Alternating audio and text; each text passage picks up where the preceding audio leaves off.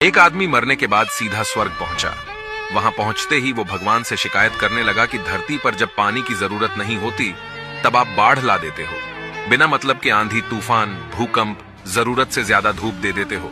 आप अपनी सीट कुछ दिन के लिए मुझे दे दीजिए, मैं आपसे बेहतर दुनिया चला दूंगा। भगवान ने कहा, जैसी तुम्हारी मर्जी। वो आदमी भगवान बनते ही अपने हिसाब से दुनिया चलाने लगा। वो धरती में जरूरत जितनी ही चीजें देने लगा। कुछ समय बाद जब फसल काटने की पारी आई तो वो चारों तरफ लहलहाते फसल देख के खुश हुआ। लेकिन जब फसल के अंदर देखा गया तो उसमें अन्न था ही नहीं। पूरे के पूरे फसल खाली थे। ये देखकर वो आदमी सीधा भगवान के पास गया और उनसे पूछने लगा कि ये क्या हुआ भगवान, मैंने तो सभी चीजें अच्छी की, फिर भी फसलें खाली क्यों हैं? भगवान ने कहा, पुत्र, तुमने उन फसलों को चुनौतियों से भिड़ने का मौका ही नहीं दिया। उन्हें तेज हवा के झोंकों से कभी जांचा ही नहीं। उनके जीवन का संघर्ष ही खत्म कर दिया। पुत्र, अगर जिंदगी में सफल होना है।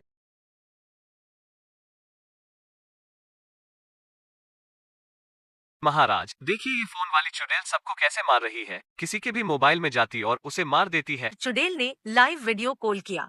अरे ओ साधु, तू मुझे नहीं रोक सकता। मैं इंटरनेट से कहीं भी किसी भी मोबाइल के अंदर जा सकती हूँ। किसी को भी अपना शिकार बना सकती हूँ। तेरी ताकत से तू मोबाइल को तोड़ सकता है, लेकिन मुझे ढूंढ नहीं पाएगा। इतना कहकर चुड़ैल उस मोबाइल स्क्रीन से गायब हो गई। मुझे इसे मारने के लिए इंटरनेट के अंदर जाना होगा। महाराज, पिताजी ने मुझे फोन पर सब कुछ बता दिया। मैंने ये मशीन तैयार की है, आपको इस मशीन के अंदर जाना होगा। महाराज उस मशीन के अंदर चले गए। महाराज ने गूगल की मदद से चुड़ैल को ढूंढ निकाला। चुड़ैल ने महाराज के ऊपर अपना जादू फेंका। महाराज चुड़ैल के जादू से गिर गए, लेकिन उन्हें ज्यादा चोट नहीं लगी थी। उन्होंने चुड़ैल के ऊपर अपना जादू फेंका, लेकिन चुड़ैल ने फिर से हमला किया तो महाराज ने उसे अपने हाथों में जकड़ लिया और उस पर फिर से जादू फेंका। इस बार चुड़ैल उस एक चुड़ैल एक अंडा लेकर सो जाती है। अंडा लुढ़कते लुढ़कते एक टोकरी में गिर जाता है और वो टोकरी नदी में गिर जाती है और नदी में बहते बहते एक गांव में पहुंचती है, जहां कांचन उस अंडे को उठा लेती है। जब वो उस अंडे को घर लाती है तो वो अंडा टूट जाता है और उसमें से एक बच्चा निकलता है। 10 साल बाद वो बच्चा बहुत इविल यानी भुतिया शैतानी होता है। इधर चुड़ैल अपने बच्चे को ढूंढते हुए उस गांव में आती है और अपने बेटे को पहचान लेती है। उसे देखकर खुश हो जाती है और कांचन को पीटने लगती है। उसी वक्त एक तांत्रिक आकर दोनों पर जादू करता है और चुड़ैल और उसके बेटे को बोतल में बंद कर देता है। कांचन उस तांत्रिक को उन दोनों को माफ करने को कहती है। तांत्रिक उनको छोड़ देता है। फिर कांचन की शादी भुवनेश से हो जाती है। जब भी कांचन को कोई मुसीबत आती है तो वो चुड़ैल आसमान से एक चुड़ैल जमीन पर आकर एक जादुई पेड़ खड़ा करती है। उसे घुमाकर उस पर एक सोने का चमकता फल उगाती है और फिर अपने जादू से जमीन के नीचे 3 कांटे खड़े करती है और हवा में गायब हो जाती है। एक आदमी उस सोने के फल को देख लेने के लिए आगे बढ़ता है, लेकिन छलांग लगाते ही कांटों के बीच फंसकर मर जाता है। ऐसे ही सोने के लालची लोग उस चमकते सोने के फल को देखकर उसे लेने के लिए दौड़कर आते और खाई में गिरकर कांटों में फंसकर मर जाते। ना जाने कितने ही लोग उस फल के लालच के शिकार हो गए। लेकिन जैसे ही बाबाजी ने उस पेड़ पर सोने के फल को देखा, तुरंत उन्होंने उस पर आग बरसाना शुरू किया। आग की बड़ी बड़ी लपटों में वो फल भी जल गया और वो पेड़ भी जलकर काला पड़ गया। फिर बाबाजी ने जमीन में एक जादुई गोला फेंक कांटों को भी जला दिया और फिर प्रार्थना करने बैठ गए ताकि मरे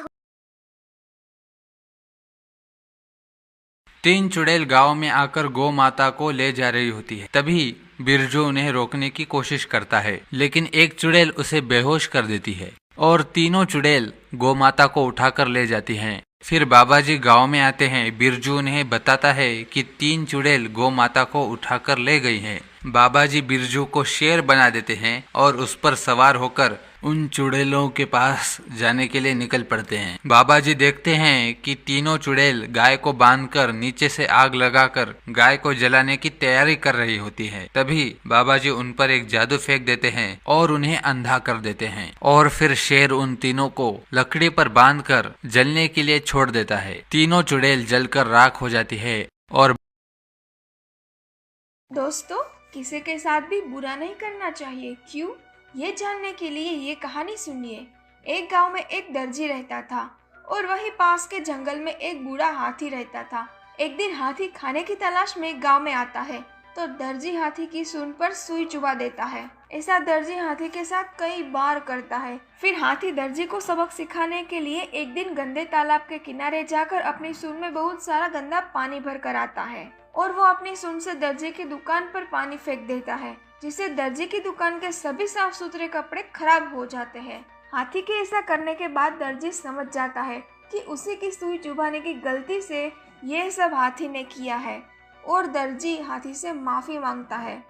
ये छोटी सी कहानी सिखाती है कि किसी को नुकसान देने से पहले 100 बार सोचे, क्योंकि बुराई हमेशा लौटकर वापस जरूर। एक कंजूस आदमी जीवन भर कंजूसी करके बहुत सारा धन इकट्ठा कर लिया और 1 साल तक बिना कुछ किए वह सोचता रहा कि मैं इस धन को कैसे खर्च करूं। रोज की तरह वह घर पर बैठा यही सोच रहा था कि अचानक यमदूत ने उसके दरवाजे पर दस्तक दे दी। उस व्यक्ति ने यमदूत से कुछ समय देने की प्रार्थना की, पर यमदूत नहीं माना। उस व्यक्ति ने यमदूत से फिर कहा, मुझे सिर्फ 1 दिन की जिंदगी दे दो, मैं तुम्हें अपना आधा धन दे दूंगा। यमदूत फिर नहीं माना। उस व्यक्ति ने यमदूत से एक बार और प्रार्थना की। यमदूत मान गया और बोला, तुम्हें सिर्फ 10 मिनट की मोहलत मिलेगी। वह कंजूस आदमी इतने समय में क्या ही कर सकता था। उसने कागज के पन्ने पर एक संदेश लिखा, जिस किसी को भी यह संदेश मिले उससे केवल मैं इतना कहूंगा कि जीवन भर सिर्फ धन कमाने के फिराक में मत रहो। जिंदगी का एक एक पल पूरी तरह से जियो। क्या पता कब ये दुनिया छोड़कर जाना पड़े। मेरे पास धन होते हुए भी मैं 1 दिन की जिंदगी नहीं खरीद सका। कहानी से सीख, पैसे कमाओ पर जीवन का क्यों कर रहे हो? एक दिन एक लड़का समुद्र तट पर ऐसे ही टहल रहा था और उसने किनारे पर हजारों तारा मछली फंसी देखी। उसने देखा कि एक बूढ़ा आदमी उन्हें एक एक करके उठा रहा है और वापस समुद्र में फेंक रहा है। युवा लड़के ने पूछा, आप ऐसा क्यों कर रहे हो? यहाँ तो बहुत सारी मछलियाँ हैं और आप उन सभी को नहीं बचा सकते। बूढ़े व्यक्ति ने एक तारा मछली को उठाया, उसे वापस समुद्र में फेंक दिया और कहा, मैं उन सभी को बचाने में सक्षम नहीं हो सकता, लेकिन मैं इसके एक के लिए बदलाव ला सकता हूँ। ये कहानी हमें सिखाती है कि दयालुता के छोटे कार्य के भी महत्वपूर्ण प्रभाव होते हैं। प्रत्येक सकारात्मक कार्य मायने रखता है। एक किसान ने अमीर बनने के सपने को पूरा करने के लिए अपने खेत को दूसरे किसान को बेच दिया और हीरो की खान की तलाश में वो दूसरी जगह पर भटकता रहा। उसने हर जगह हीरे की खोज की, लेकिन उसे हीरे की खदान नहीं मिली, जिसके बाद उसका मनोबल गिरता गया और वह इतना निराश हो गया कि उसने नदी में कूदकर अपनी जान दे दी। लेकिन वहीं दूसरे किसान को एक दिन उसी के खेत में एक हीरा दिखाई दिया। उसके बाद उसने पता किया तो उसे जानकारी मिली कि उसी के खेत के नीचे हीरे की सबसे बड़ी खदान मौजूद है, जिससे वह आगे चलकर काफी अमीर बन गया। दोस्तों, इस कहानी से हमें ये सीख मिलती है कि हमें अवसरों की कभी पहचान नहीं होती है और वो हमारे पास ही होते हैं। हम अवसरों की तलाश में दूसरी जगह भटकते रहते हैं। ऐसे में अपने अवसर की पहचान जरूर करें।